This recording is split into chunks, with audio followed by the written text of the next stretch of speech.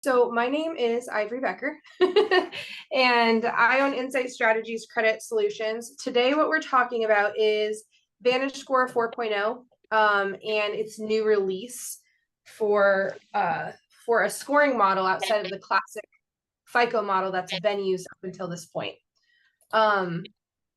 Let me know as I'm going through this material if you have any questions. Just feel free to unmute yourself, or you can type in the chat, whatever your preference is. It can be a conversation. I want it to be as engaging as possible, of course. So with that being said, I'm going to go ahead and just jump right into it. So as of this July, so July 2025, Fannie and Freddie are now accepting VantageScore 4.0. And it's the first shift from classic FICO in a very, very long time, since I believe the 1990s. I want to say 1996. What I'm going to go through today is the differences with this new model as compared to the classic FICO model that's been used. I'm going to talk a little bit about the other model that will be released.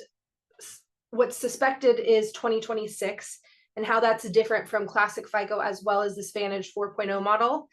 And then we're going to talk about exactly what it means for the mortgage process, as well as the impact to clients and the impact to you overall. So the biggest thing is it can potentially create the ability of more people being able to borrow who currently don't have scores under the current model. So we'll go into that and look at exactly what that means. And again, ask any questions as you have them. So let's go through the history. So classic FICO, which is the model used in lending right now, was created in 1989.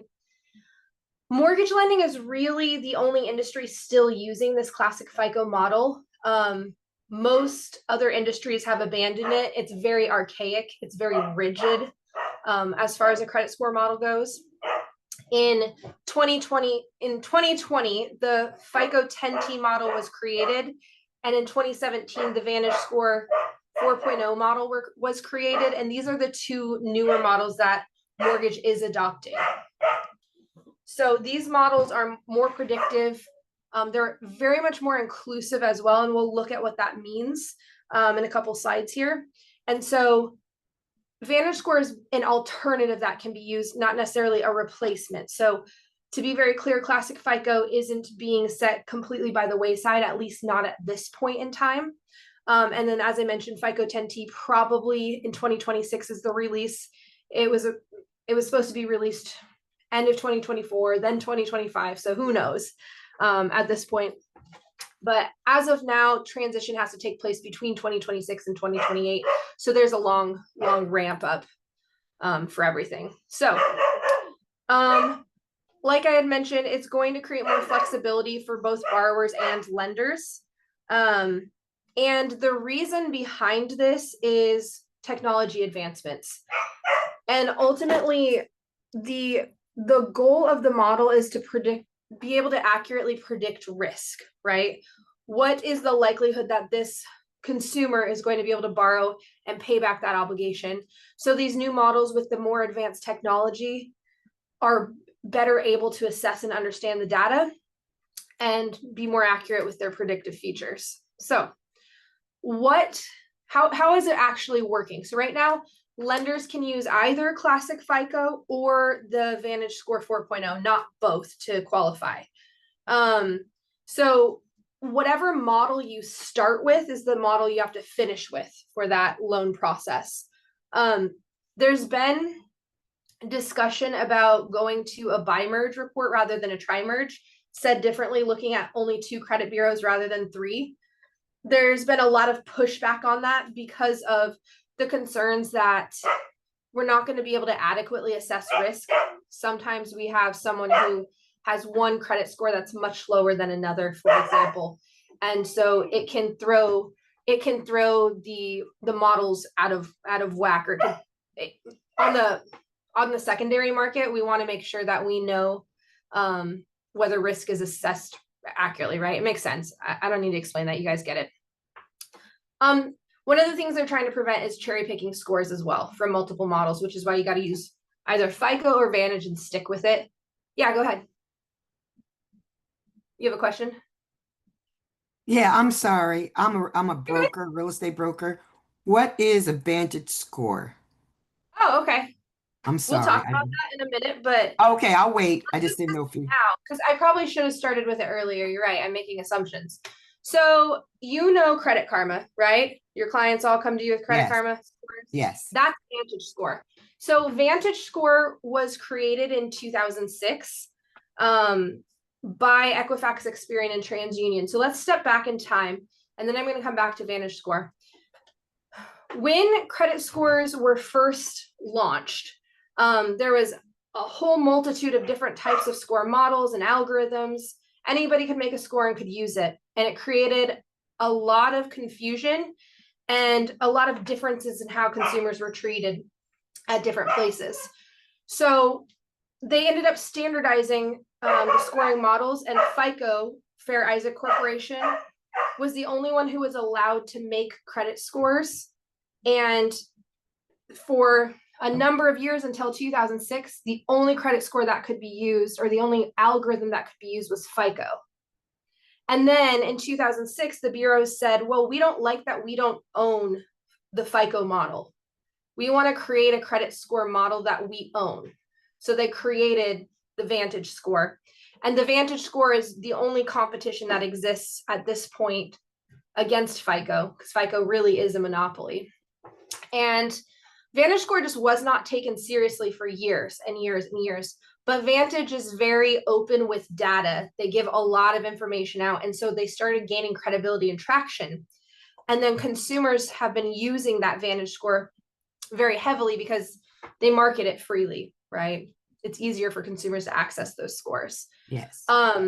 So now they've gained enough traction to where they've been taken seriously enough that we started to see them peek into different areas of lending, auto lending. Definitely the rental market was probably one of the first ones. But anyone can use a Vantage or a FICO score if they want, with the exception of mortgage lending, where there's more controls. So in 2016 is when the first discussions of introducing VantageScore started, and the approval occurred in 2021, I want to say. And then now we're finally going through the process of actually implementing the use of a VantageScore. So Are that's they where we're at. are they skewed so different? Like the They're FICA is usually very higher or lower? neither. They can be higher or lower. Okay. The Mhm. assessment of the data is different. And we're going to talk about what that assessment looks like, the differences between the Okay. two models. Good. So, Okay. well, really the differences between the three. We're going to look at classic FICO versus Vantage. And then we're going to look at classic FICO and Vantage versus FICO 10T, which is the other new model. That way you know when you should choose which model for which client, because you got to keep it consistent through the file. So hopefully that helped. Anyone else have any other Very questions on good. that? Yeah, no, that helped. Thank you. Okay, cool. All right. There we go. So model selection. So whether you use the Vantage 4.0, the classic FICO, or the new FICO 10T, which isn't out yet, the scores themselves can range 20 plus points, sometimes 100 plus points between the different models. So I kind of already said this, some scores are going to be higher or lower. Some scores are going to be better on the classic FICO model. So you're going to want to be strategic going forward, especially as we see this rollout of the new models be more widespread. So let's talk about, I think I want to let's get into this part first. So right now when we pull the credit scores, we look at all three scores and we take the middle score, right? Middle score is the one we run forward with. There are new methods proposed, which is the average then the lowest credit score, or the average then the average credit score. And there's no final decision yet. So let's look at what that means, so it makes more sense. What they're talking about making a transition to, because again, they're talking about transitioning to buy merge. So if you see this example I have on the screen, you're going to notice we're only looking at 2 credit scores, not 3. Okay, so with this proposal of moving to buy merge, that then means, well, how do we determine what credit score we use? So there's two suggestions. Average then lowest is the first suggestion, which is the most conservative approach. So they're going to look at the average of these two scores for each respective borrower and then take the lowest score between the two borrowers. So that's one proposed method. Obviously, it's the most risk-averse method. Then the second proposal is average then average. So averaging each borrower's score and then taking an average of those two average scores. So it slightly raises the score that can be usable. It is seen as less conservative, of course, but in a way, there's still some conservativeness to it because that lowest score is really going to be pulling that average down, of course. Anyone have any questions on this bi-merge proposal? This is all I'm going to touch on it because it's still very much up in the air. Okay. Okay, so now I want to get, and I'm sorry if you guys hear my puppy barking. I tried to lock him out of the room. I want to get into the algorithms now. So there are a lot of differences, but also a lot of crossover or similarities between these algorithms. So let's take a look at first the Vantage 4.0. And I'm going to say, I guess before I get into that, does anybody want me to go over the classic FICO model? Okay. I'm going to assume we're all pretty understanding of the classic FICO model. I'll call out to it a couple times during the slide just to compare the differences with these new models, just to make sure everything makes sense to everyone. So, okay, so the VantageScore 4.0, this is the newly released model in July that is now available for use. It scores 90% of consumers, including those with thin files. Why does that matter? Right now, the classic FICO model, or any FICO model really, does not score consumers as easily. The biggest difference is with a FICO model, you have to have 6 months of payment history and at least 2 open accounts, or 2 accounts that have been active within the last 6 months with 3 months of actual history. So for most people, it ends up being you need 6 months of history. With these VantageScore models, you can get a credit score in as little as 30 days. So for those consumers who have really thin credit profiles or very limited or no history, it's so much quicker and easier for you to be able to get a credit score when they try to build credit than with the current model. Another big difference between this model is it includes rent history, utility history, cell phone data. So any of those self-reporting tools like Experian Boost or all of those different rent reporting apps, those all actually factor into the credit score. In case you weren't aware, that's not the case for the classic FICO model. You will see them on the report. They are not calculated into the credit score itself. Now, here's the big change for all of these new models, and I'm gonna mention it, and then we're gonna talk more deeply about it in a little bit, but it uses 24-month trended data for payment behavior. So that means that it's looking not at what is going on in the here and now, but what is the behavior of a consumer over a 24-month time frame, and we'll dig into that in a little bit. It focuses on recent behavior over older negative marks. So what does that mean? If we look at the classic FICO model, a late mark that's 6 years old is going to hit the credit this very similar as a late mark that was from last month. Okay. It does not look at the time weighting of the information and consider that as a major factor. Where this new model, as negative credit behavior ages and becomes older, it becomes less impactful. So consumers are penalized less over time.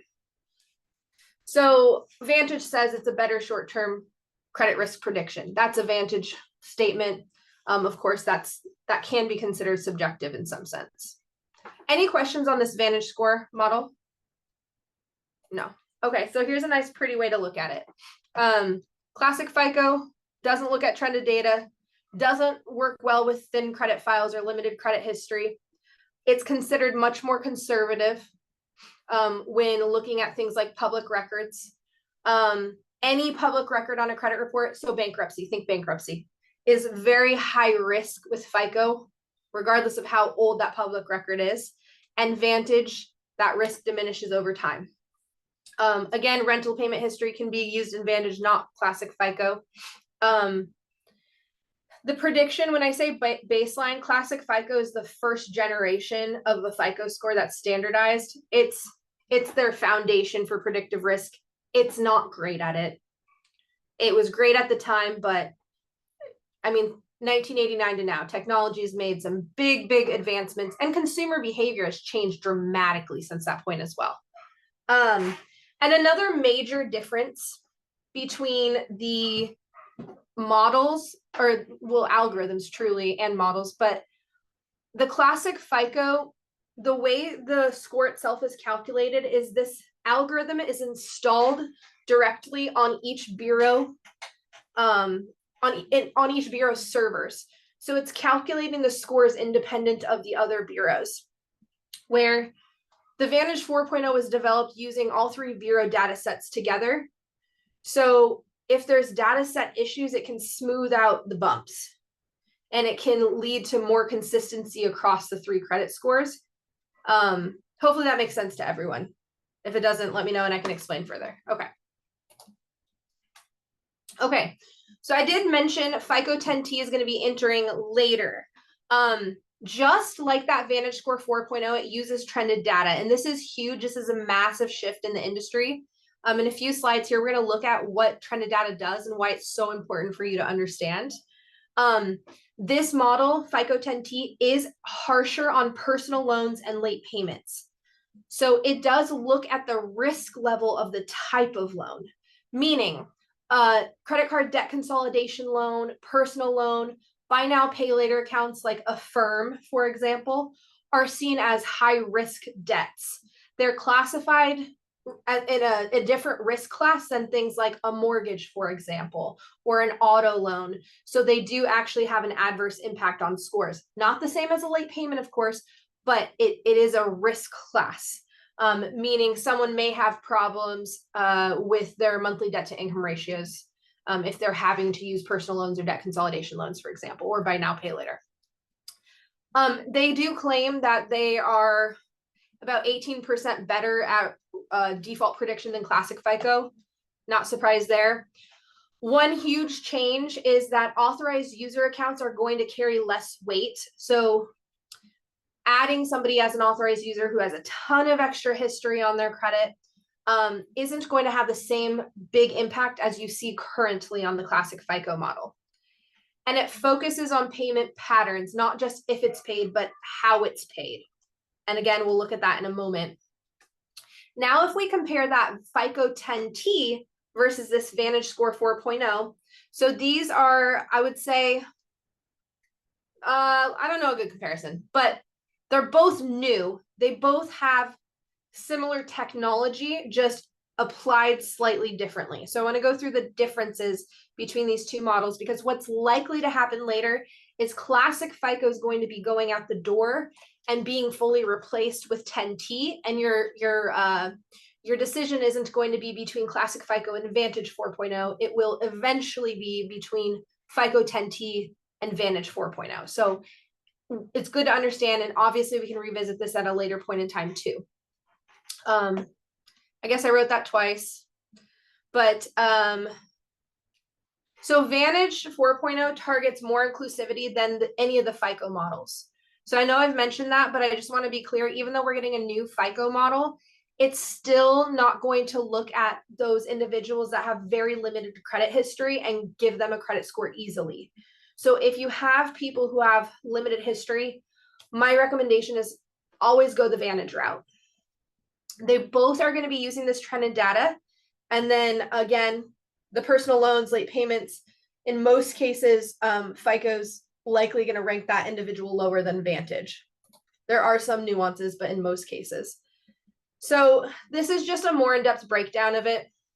Probably going too far by sharing all this, but I just like to make sure you have all the information. With FICO 10T, I think the best way to think about it is not all late payment history is treated the same. Some delinquencies will be more damaging to scores than other FICO models. So things like a mortgage delinquency, more damaging than it would be with another FICO model, for example. And recent late marks are going to have a bigger hit on credit than older late marks. They are going to the same time weighted information as VantageScore with this new model, to where over time, negative payment history becomes less impactful. The same as VantageScore 4.0, you can utilize rental payment history, Experian Boost, any sort of self-reporting tools. Credit card debt is going to have a bigger impact on FICO 10T, which is going to be similar to Vantage 4.0. Vantage 4.0 has ranks credit card debt more impactful than the current classic model. So really, you need to think about going forward, credit card debt is going to have a bigger impact on both new models than it has historically. Collection accounts. Here's a big change. In the current model, classic FICO, a paid collection does not do anything to your credit score. Paid or unpaid, hits your credit the same. With both of these new models, a paid collection is treated differently. It is going to help the scores when a collection is paid. Now, on a completely separate side note, it doesn't always make sense to pay collections if your client has time, but that's a side note. Really, if you need a quick fix, paying a collection, settling a collection, once that zero balance shows up, you'll see an improvement in the scores. It is always also going to treat medical debt and non-medical debt differently when it comes to collection accounts. So medical collections are not going to be factored into the credit score, which is huge. Any questions on any of this before I move on? Okay. So again, just another visual. I like the visual aids. So really, you're seeing you've got more opportunity for adding good information onto credit reports that can boost scores with both of these new models that you can't do currently with the classic FICO model. And one of the big differences is going to be authorized user trade lines, less weighting on FICO 10T. Credit builder loans you can do on any of the models and it works, and personal loans, bad on FICO 10T. They are looked at on a VantageScore lesser as well, just not to the extent of 10T. And then classic FICO doesn't distinguish between loan types with risk levels. So which credit score model should you use when? I thought this would be a great cheat sheet, and this is something obviously everyone can have after today's presentation, but this is my best recommendation. Please know there's always going to be certain nuance, but as a general rule, this is going to be a good approach to your different types of clients. So if you have someone with very limited credit history, also known as a thin file, use Vantage 4.0. Really strong credit history for now, use classic FICO, later probably 10T. Transactor. So a transactor is going to be that client that maxes out their cards but pays them off every month. And then you pull their credit and then it shows maxed out and you have to do a rapid rescore and it's annoying. Those individuals, Vantage 4.0 for now is going to be best for them, and FICO 10T later will be best for them. And we're going to look at exactly why. I believe it's just 2 slides away. The necessity to use rental data or utility data to create score boosts for now, Vantage 4.0. Later, it'll be a toss-up depending on whether they have limited history or not. If they have active personal loans, I would use classic FICO for now. If there's missed payment history and they have personal loans, probably the VantageScore is going to be best for that individual.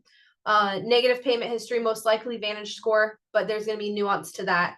High credit card utilization, definitely classic FICO for now.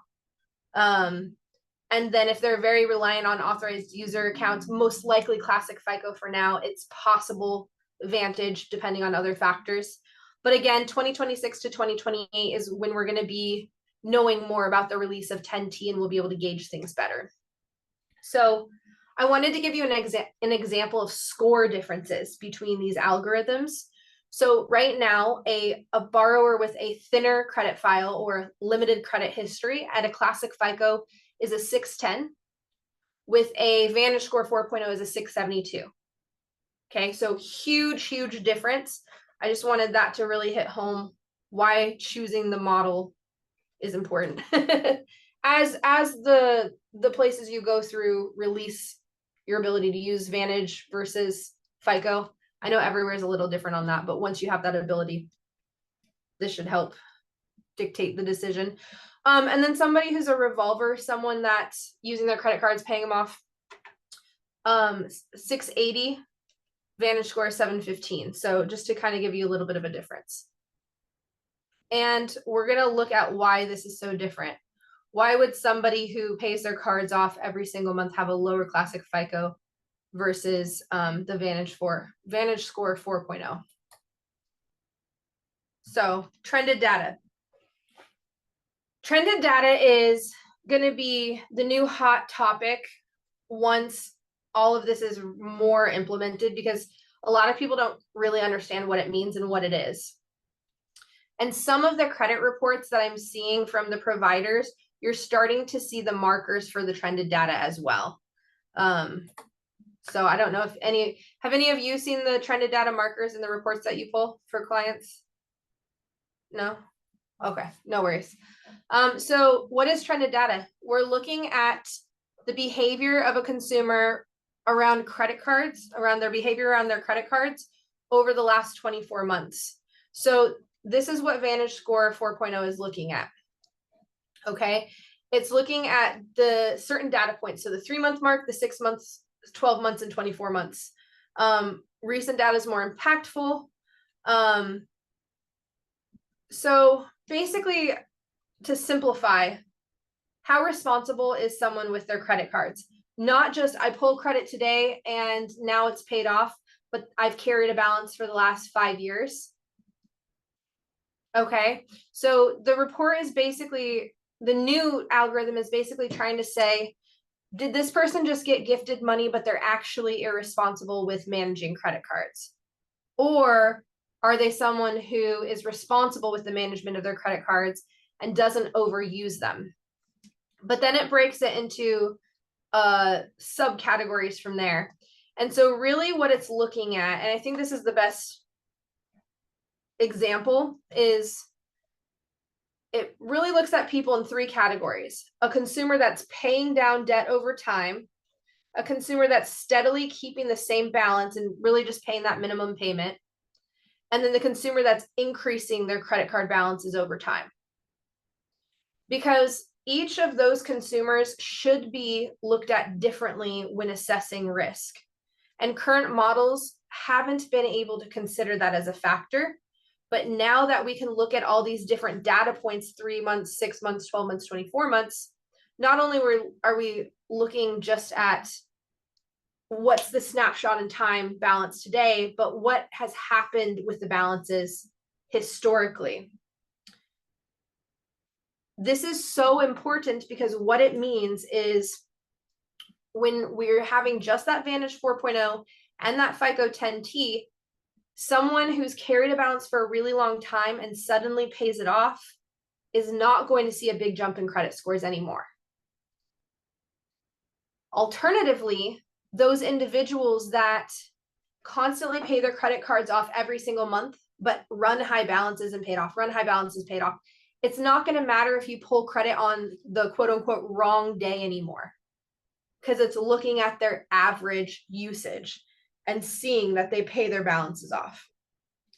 Make sense? Okay, I'm going to go with hopefully yes. So really what this means is there's going to be changes to underwriting. I think that's just the way I'm going to summarize it. I'm not an expert on the underwriting side, but things are going to have to be looked at differently because these models look at information differently. The trended data is more about patterns than snapshots. Again, I just already said this, so I suppose I don't really need to go into that again. But I think the important thing is rapid rescoring is going to be less effective than it used to be for specifically things like paying off credit card debt. Now, there is a lot of opportunity that exists here, even though some of the things are a little bit scary, like the credit card pay down portion. A lot of first-time home buyers or consumers that have limited credit history have a lot more opportunity for higher scores here.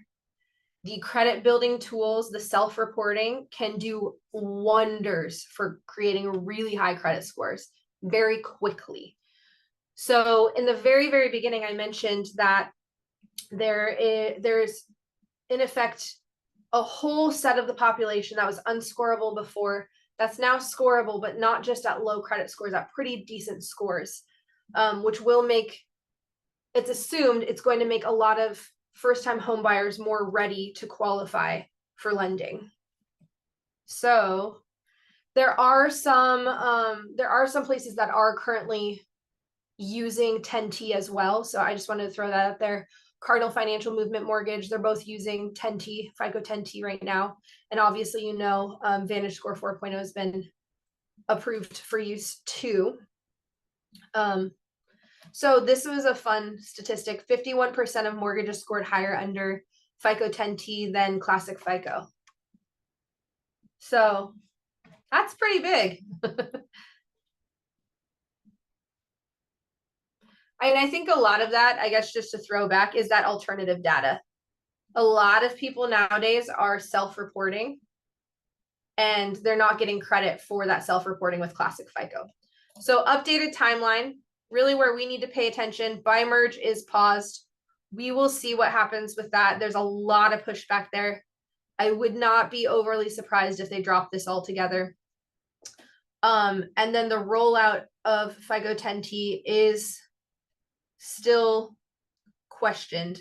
We used to have a firm date. They fully pulled the date. They fully pulled back the date. It was supposed to be Q1 2026 last I looked, and now they just put it straight to TBD at this point. And that's most of what I had. Does anyone have any questions? I'm happy to go into anything in more detail. I kept this pretty high level, but there's of course a lot more we can go into with the algorithm specifically. No? Ivory, I was just curious about, how the scoring is going to add up. Do you think, because I don't know anyone currently using the VantageScore 4.0 yet. I don't know that like the automated underwriters are quite utilizing it yet. But for the different risk tiers, accepted by the GSEs, do you know a little bit more about how those are going to match up? Are they just going to use the same tiers for right now? I don't know. That part I'm not sure on. Okay. I more understand the models, how the models work. Yeah. But I haven't been given any information from the bureaus about that, because all the information I get is directly from Vantage or FICO. So they're limited in the data that they give me on that end of things, if that makes sense. Yeah. Okay. Sounds good. Yeah. Any other questions from anyone?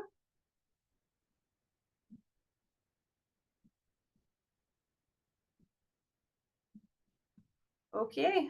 Well, as things continue to roll out, I'm sure we'll do deeper dives.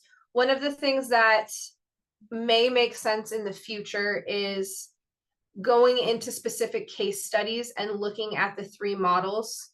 So you have a good understanding, like these scenarios of when it makes sense to use what model for specific consumer types. So we can look at credit reports and really have more of a practice, if you will. I know right now, not everyone is seeing this Vantage 4.0. I think what's likely going to happen is we have this kind of slow adoption occurring right now, and it's all of a sudden going to snowball and get quite quick as they get a little bit more firm line in the sand when they want everyone using Vantage 4.0. But it's a huge shift to now all of a sudden have to incorporate two different models, factor that into underwriting. I mean, there's so many pieces of the puzzle, but in theory, they've had about the last 3 years to be working on it. So maybe there's a lot going on in the background we don't see.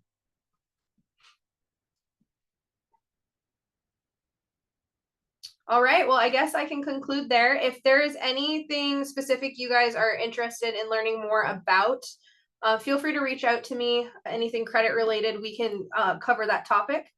But otherwise, I'll let you have next 35, 40 minutes back. Thank you very much.